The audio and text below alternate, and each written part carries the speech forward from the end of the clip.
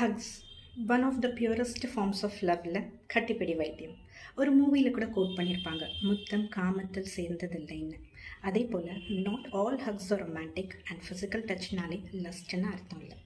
In fact as human beings physical touch is the basic form of connection that we crave for. ஒரு குழந்தை அழுதுன்னு வச்சுக்கோங்க, அதை specify பண்ணுறதுக்கு இமீடியட்டாக என்ன பண்ணுவாங்க, அதோட அம்மா தூக்கி அணைச்சிப்பாங்க.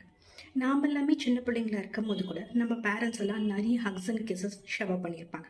பட் வளர வளர அதெல்லாம் தேவையில்லை அப்படின்னு நாமளே அசியூம் பண்ணிக்கிறோம். But even as adults, physical touch and embrace is a basic connection that we need on a daily basis to survive. இப்போ நீங்கள் என்னைக்காவது ஒரு நாள் டல்லாக இருக்கீங்கன்னு வச்சுக்கலாம். அப்போ யாராவது உங்கள் பக்கத்தில் வந்து உட்காந்து உங்கள் ஹேண்டை லைட்டாக ஸ்குவீஸ் பண்ணாலும், அவங்க ஷோல்டரில் உங்களை சாய்ச்சிக்கிட்டாலும், ஜென்டலாக ஒரு ஹக் கொடுத்து எல்லாம் சரியாயிடும் அப்படின்னு சொன்னாலும் உங்களுக்கு எப்படி இருக்கும்?